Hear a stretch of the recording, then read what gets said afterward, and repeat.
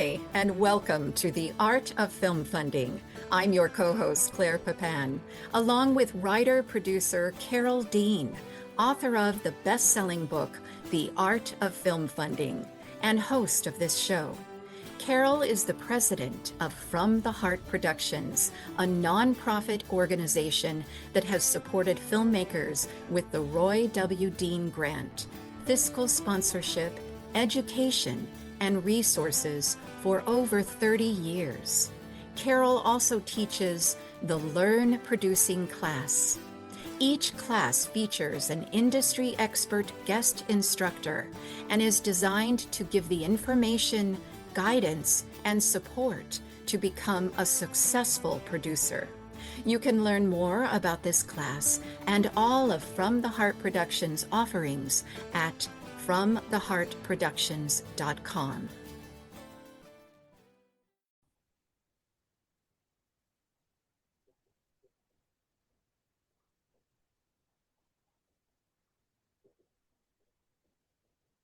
Join the crowdfunding queen and learn important techniques for funding your film. The crowdfunding queen is also a multi-award-winning Hungarian-American film and theater director and fundraising innovator. She's garnered over 37 awards and accolades and was once an Oscar contender in the Best Documentary category for her acclaimed Torn from the Flag, a powerful historical documentary about the Cold War and 1956 Hungarian Revolution and the decline of communism, featuring interviews with iconic figures and cinematography by legends like Academy Award-winning Vilmos Zsigmond. Kovacs is also known for her Cannes Award-winning short Brown Paper Bag and is recognized worldwide as a crowdfunding expert. She engineered major fundraising campaigns, including raising $1.7 million for Torn from the Flag, and now consults with and teaches filmmakers, creatives, and business owners how to use fundraising, crowdfunding, and strategic donor engagement to power their projects forward. She splits her time between Hollywood and Europe and works internationally in film, theater, and education. And Carol, I understand that the Crowdfunding Queen is sponsored by From the Heart Productions. That's right, Claire. We're honored to have you today, Claudia. Please introduce yourself. Thank you so much. My name is Claudia Kovacs, also known as the Crowdfunding Queen. And after this amazing introduction, I don't know what else I could say, but I'm really excited about crowdfunding and fundraising because that's really what put me on the map as a filmmaker. And I would love to share my techniques and ideas and my suggestions with the listeners. We need to hear that. Raising money is a most important part of filmmaking. So you recently raised $28,000 in just a few weeks for the technical update for Torn from the Flag. So what was the core strategy behind that success, and what should filmmakers take away from it? Sure. So I stayed in a really good relationship with my previous and original funders of the film, and I nurture those relationships very consciously. I have constant contact, and I'm not advertising constant contact specifically, but I have constant contact, and I send out notifications and invitations and greetings through constant contact all the time. And also I have personal relationship with my funders. They are my friends now. And so I make sure that those relationships are always intact. And so when I went back to my original funders and told them that we needed to do a technical update, they were happy to help. And that's really where the key is there's one thing to build your crowd, but then you have to nurture your crowd. And once you gain trust and like, and sometimes even love, that relationship really transforms into a relationship where you are standing for the same cause together. Exactly. And people look forward to your emails to see what's going on, what you're up to now. This is so important. Many filmmakers do not do enough follow through, and crowdfunding campaigns bring you people that sometimes you have no idea of what their net worth is. And I've seen people that are like you that have done crowdfunding campaigns, and one woman made a plea to her Kickstarter campaign people saying, "I'm way behind because uh, I spend 95% of my time raising money and 5% making the film." And she got a call from someone who had given her like $100 on the campaign. And he said, "How much do you need to finish your film?" And he gave her 100,000. So you never know, Claudia, right? Absolutely, and hallelujah to that. I would like to say that I'm an immigrant and I came here knowing one person in the entire country. So No. I built my crowd from that. And I remember when I originally started crowdfunding and fundraising, I put an Excel sheet together, and I put my mailman, I put my post office worker, I put everybody on that list. And with that list, I had about 200 people. But honestly, 3/4 of those people I didn't even really know well. They were just more like acquaintances or people I encountered once or twice. So the real friends were maybe 20, 25. And then I built a crowd for this particular film. 20,000 people were part of my crowd. And that's how I raised the $1.7 million. So there was a very conscious decision to build that crowd. And without building the crowd, you have no funding. That's why it's called crowdfunding. That's right. People call me sometimes and say they want to do a crowdfunding campaign. Great. How many people do you have on your mailing list? Oh, I've at least got 100, right? And you want to raise how much money? And it's some ridiculous amount. So you have to take your crowd to the crowdfunding. And Absolutely. it be Absolutely. you're known as the crowdfunding queen. Explain what this title means to you and how you define your success as crowdfunding for filmmakers. Sure. So one more thing I'd like to add to the previous question, just to clarify, is online, staying in touch online with your crowd. So via email, email marketing, Facebook, all that is important. But that's not really where it happens in terms of the actual funding. You need to pick up the phone. You need to have meetings with people. You need to have direct contact. So what was really interesting when I was raising this $28,000 is I sent out the email to people and I sort of let them know this is what I would be doing. And then I sent out another email letting them know it's coming up. And then I sent one more email saying, please donate. And I have a link to from the Heart production. And I got, out of the $28,000, I got $70. And that's important to note because it doesn't have, donation doesn't happen really online. The asking doesn't happen online. And then, so what I did was, once the $70 came in, then I got on the phone and I asked directly my funders to donate. And that's how it happened, direct contact. So it's very important to know that within 3 weeks, I was able to raise $28,000. But when I just sent the email, it was $70. So that's the gap. And these people know me, like me, and some love me and respect me. So it's very important that you don't shy away from talking to people, and it's the best is always in person. That's the number one rule. If you can, do it in person. Of course, it's not always possible geographically. The second best is Zoom, video Zoom, not an audio, but a video Zoom. So you have eye contact with the person and you can interact and it's almost real, as if it was, real and live. And then the third is telephone. But the best is always a multi-exposure interaction, meaning multi-sensory exposure. So visual, audio, and then you can present yourself the way you need to present that way. So I just wanted to clarify that because it's not enough to send an email, even if you know your crowd and they know you. So what the crowdfunding queen means to you. So that's really interesting because that developed about 20 years ago, that name. when I was raising money for my first film, I came up with this idea of having to raise the money because there was no other way I would become a filmmaker. I moved to America. I was a babysitter. Usually that's what Europeans, gals do, is they come to America, they get an au pair or a babysitting position. And then I was working for $5 an hour.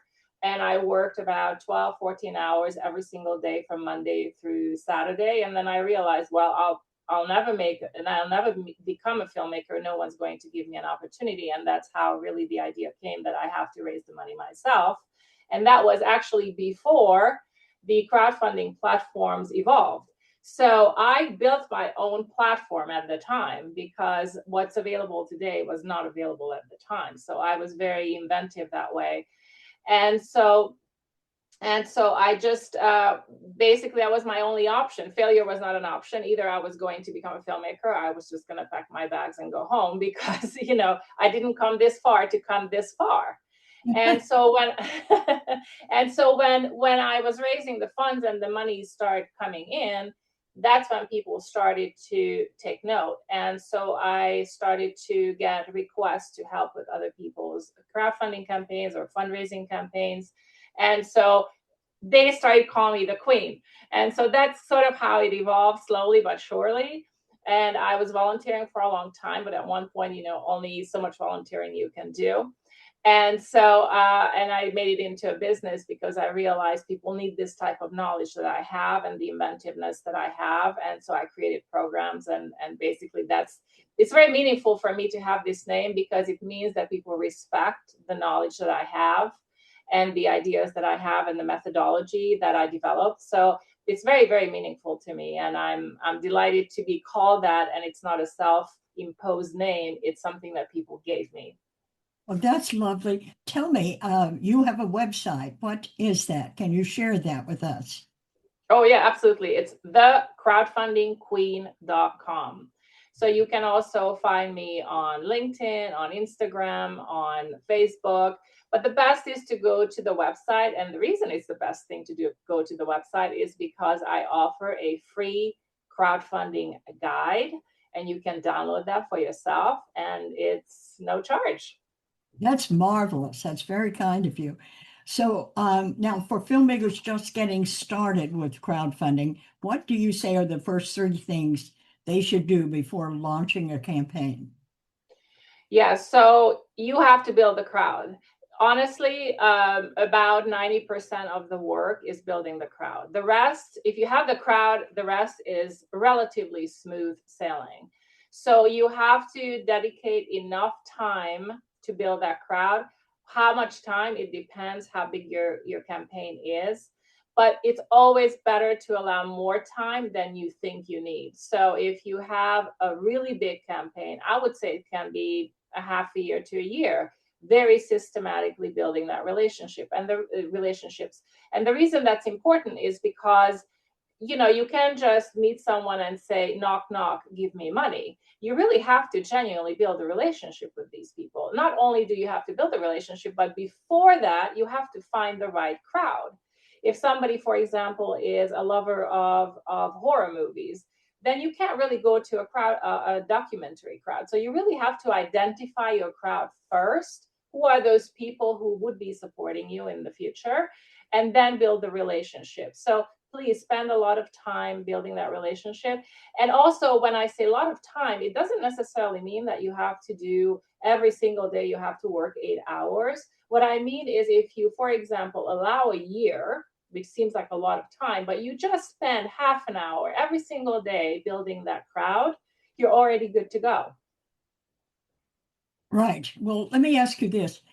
Do you offer any way for filmmakers to go after their crowd through the content of the film? Like if someone's making a film about dogs, I mean, what would you suggest they do to expand their database?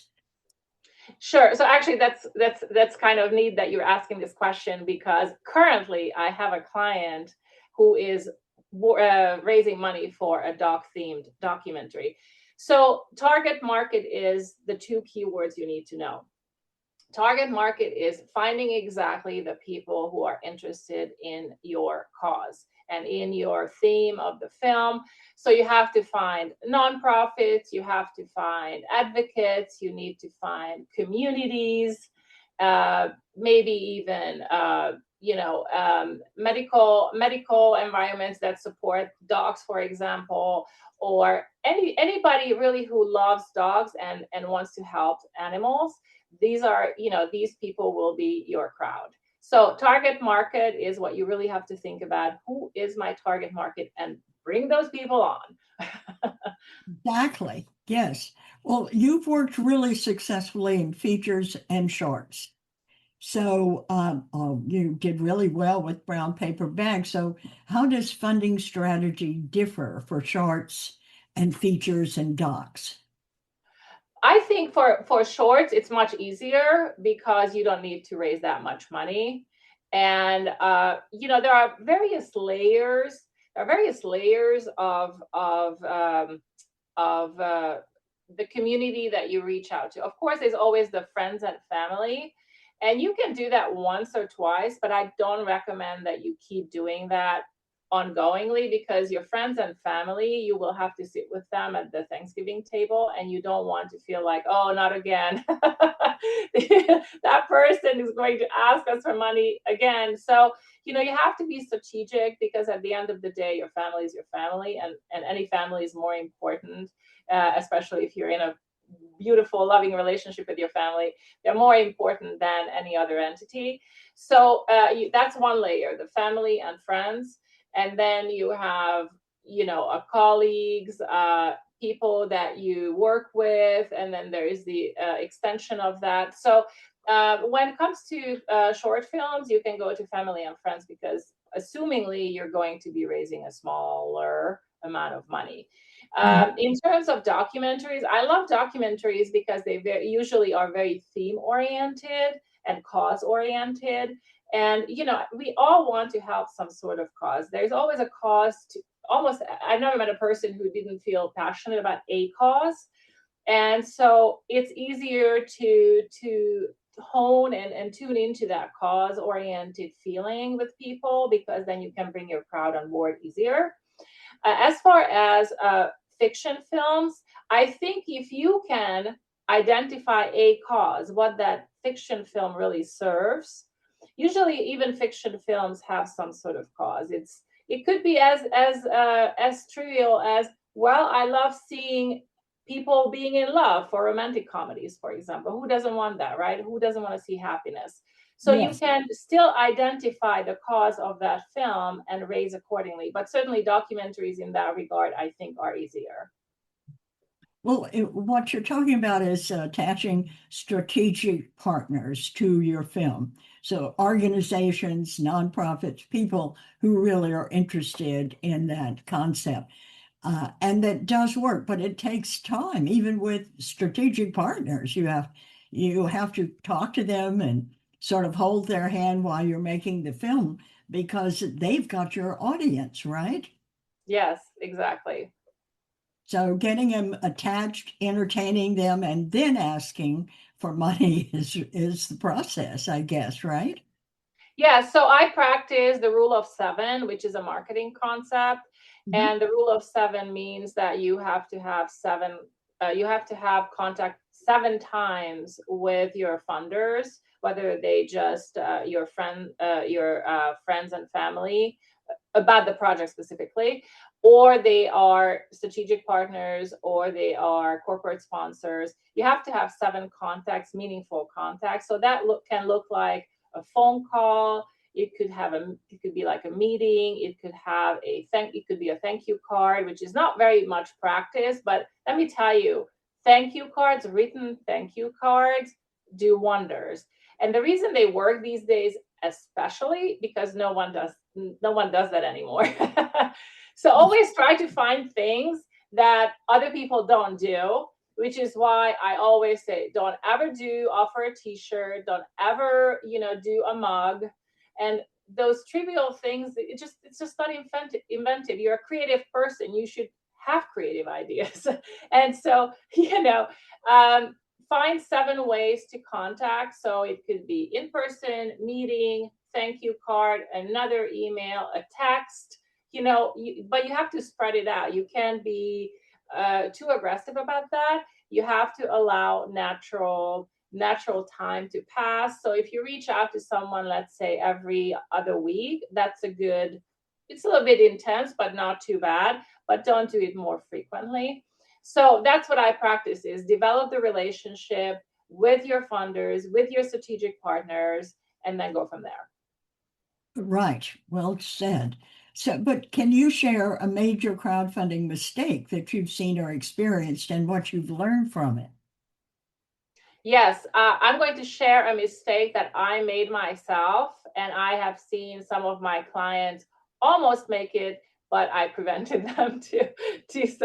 So one of the mistakes that I see in fundraising and crowdfunding is that people dedicate a new a social media page to the project. I am very much against that. I think people should be creatives should have their own media page and have all their project listed there. The reason you do that is because if they find one picture and they love what you did and they love the way you treated them and the respect you have given them, then it's really easy to engage them for the next film. If you have a separate social media platform for each project you do, you're going to be losing a great portion of your crowd. So don't do that. You're the creator. Can you imagine if Jennifer Lopez, for example, would have a different platform for every single song she does? She would lose a lot of followers. So it's, the page is JLo, I think, or jlo.com, I'm sure. And so it's always, she releases everything through herself. So that's what I would say, is don't create separate media platforms for each project, but have it on your site, on your Facebook, Instagram, TikTok, whatever, and don't lose your followers. Well, how do you work with people on how much money to raise? Because I often see that people get confused between the budget for their film and the number of people they have on their database. Because if your film is 100,000 budget and you have 300 people, you're never going to get that much money. So you need to recognize what you can raise from the number of people you have, is the way I ask them to look at it. What do you say? Yeah, so it depends on what I call the quality of the crowd, the financial quality of the crowd. So if you have great contacts, then meaning that they have a lot of money and passive money to support you, then you actually don't need a large crowd. But the truth is, most of us don't have that situation. I have had people who asked me to consult, and he said, well, I have a billionaire with a B friend. I said, well, you don't need me, just call your friend. But if you don't have billionaire or millionaire friends, then yes, the numbers are important. Absolutely agree with you. And so there are 2 ways to go about that. Either you build a crowd and then you raise more money, or you reduce your budget. There is no way around it. So be wise, and that's one of the things that I do when I do a initial preliminary consultation with somebody who wants to work with me, is I ask about the numbers. How many contacts do you have? I have them grab their phone and say, how many contacts do you have, in your phone? How many people's emails do you have? How many LinkedIn profile connections you have? How many Facebook, and so on? And so we look at that very carefully, and we analyze it. I analyze it for them, and then I make a suggestion, and I create a blueprint, which is one of my specialty, is creating a blueprint for that given client's strategy and campaign. So yes. Oh, that's important. So you help them create their strategy for the campaign, right? Yes, absolutely. I create a blueprint, which is so much fun. And one thing that that people don't know about me is, or not many people know about me, is that I go way beyond crowdfunding. So I really am called the crowdfunding queen, but I am a fundraising and crowdfunding strategist. So I look at what their goal is, how many contacts they have, what their timeline is, very important. I do get once in a while really unrealistic calls. You know, I want to raise $1 million by next month. You know, I'm a consultant, not a magician. So let's make that clear. And so I look at it and I create a campaign for them, or a blueprint first. And many times I find that we have to do various multiple steps. So maybe they want to raise, for example, $500,000. Let's just take that as an example. And so I say, well, based on your contacts, you can raise right now about $80,000. So let's do a campaign, a crowdfunding campaign for that. But also, let's bring in a fiscal sponsor. And as you know, I have referred many of my clients from the Heart Productions, because they need both. It's not necessarily either or, it's sometimes and. And so we look at it and I say, okay, so you can crowdfund this much money, then you can most likely get donations that are not attached to a timeline through a fiscal sponsor. Then we look at whether sometimes people can get a loan, a bridge loan, for the time being while they're raising the money. And then also, sometimes corporate sponsors or product placement. There are a lot of other ways to actually get money. And so also sometimes when you have strategic partners that you mentioned, then what they do is, some of the strategic partners are nonprofits. So they get the donor to that strategic partner gets the tax donation already.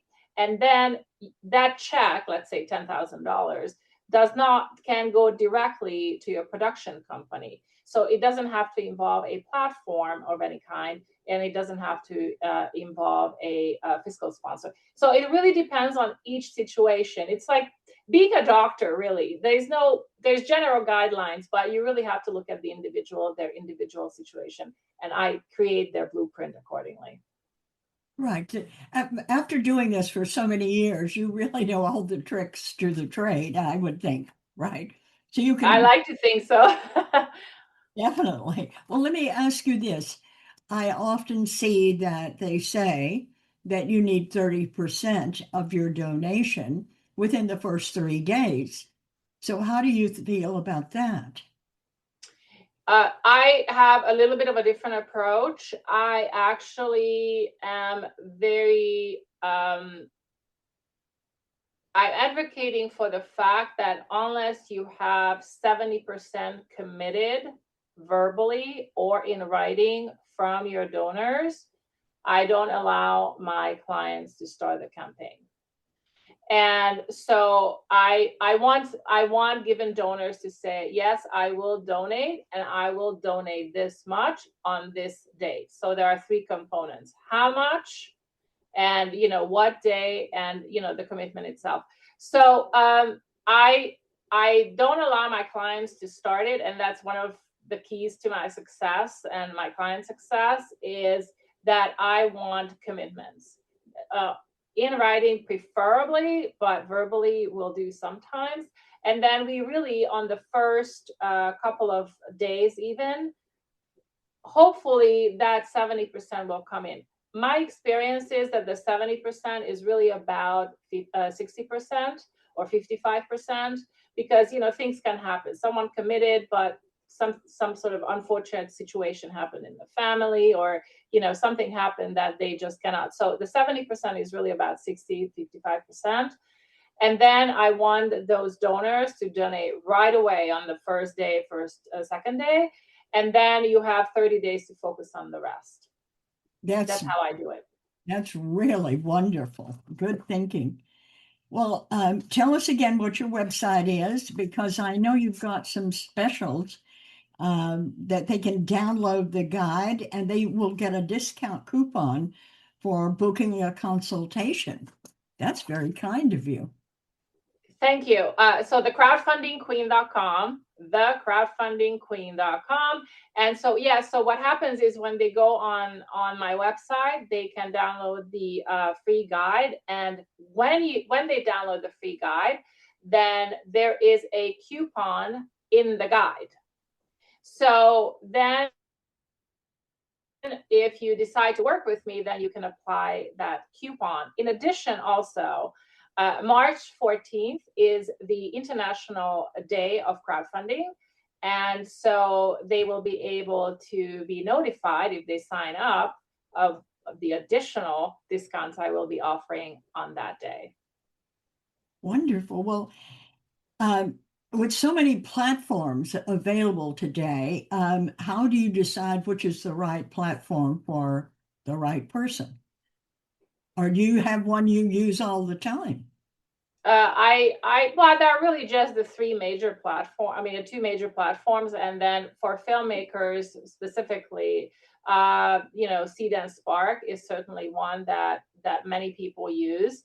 The reason Seed and Spark right now is really great is because they stopped charging a percentage, but FYI, they expect you to make a tip or donation to the platform. I don't know how long they will be able to offer that fee-less platform. We'll see.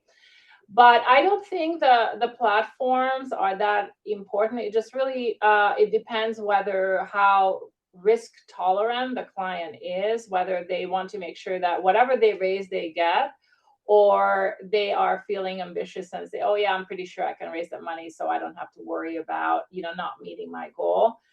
But I think in terms of platforms, there are actually about 600 platforms around the world.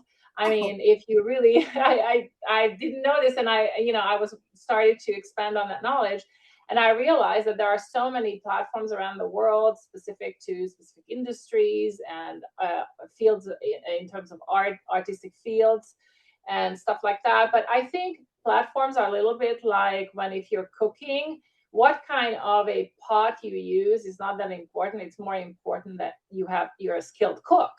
If you're really a skilled cook, the pot is secondary. Of course, if you're a master, then you will want some sort of special brand or special pot. But at the end of the day, it's not that important. I think that's the least of our worries.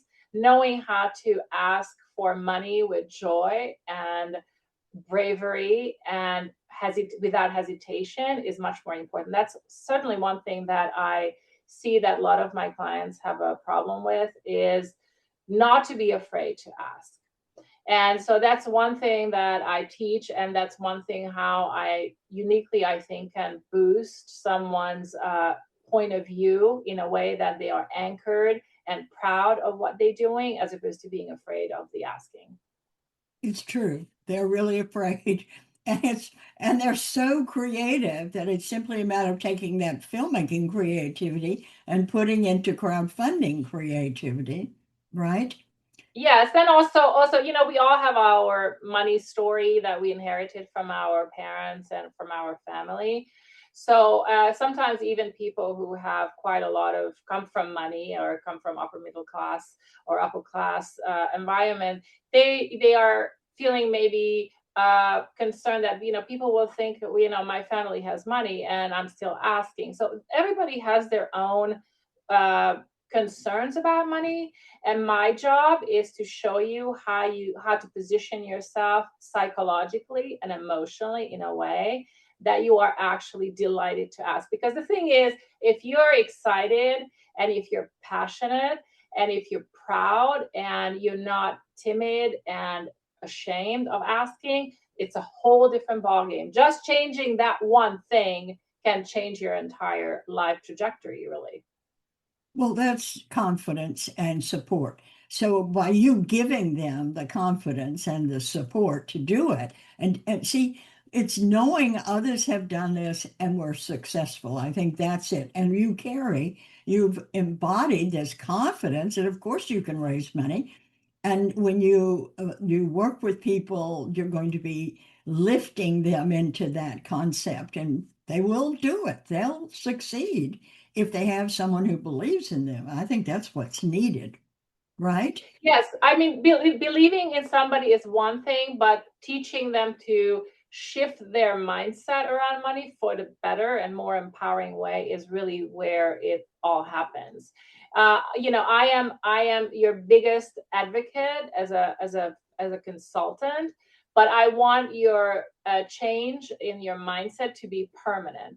So I always say, people, you hire me once, but you gain the knowledge and the expertise which you can utilize for the rest of your life. So actually, anytime people invest into working with me, they're learning a new language of success, and that they can apply anytime. It's like riding a bicycle, that once you learn how to ride a bike, you can ride a bike anytime, or swimming, or a language. So that's another language that you're learning, and a new approach that I'm showing you how you can be successful and how to go out in the world and make your dreams come true. Yes, and that will help them at all levels of filmmaking as well as their life. So let me just ask you this. If you could distill your film funding philosophy into a single piece of advice that every filmmaker could live by, what would that be?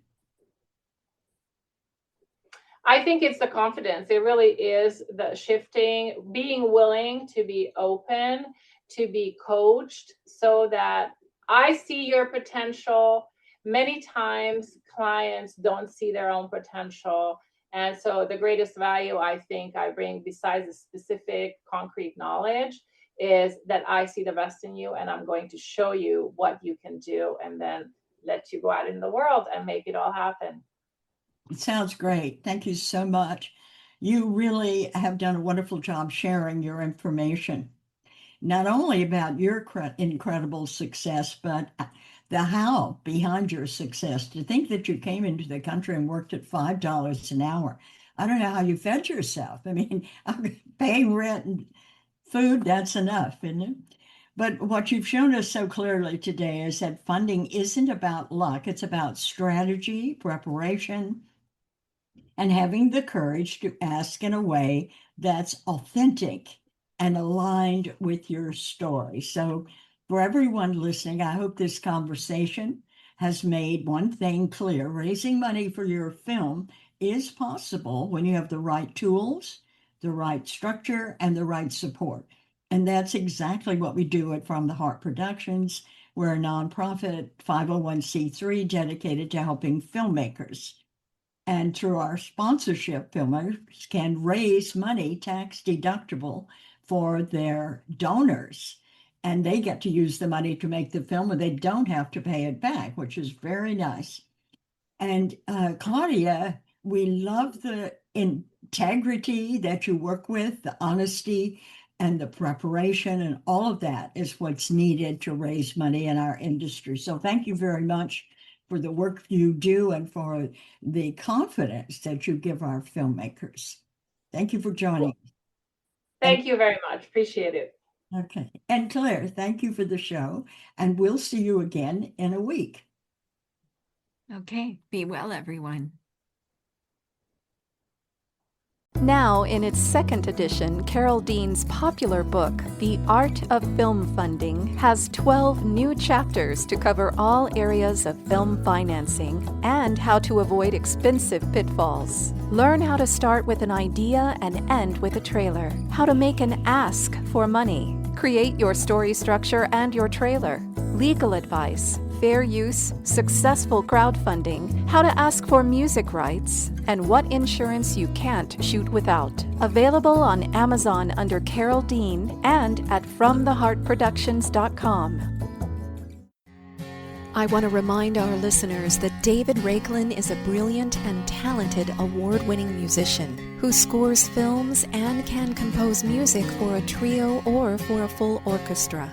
David is a very good friend to the independent filmmaker and comes highly recommended by From the Heart Productions. If you need music to help tell your story, please contact him at davidraiklin.com. That's David, RAIKLEN.com. And Carol and I want to thank you for tuning in to The Art of Film Funding. Please visit our website at FromTheHeartProductions.com. You can also find us on Facebook and Twitter. Good luck with your films, everyone.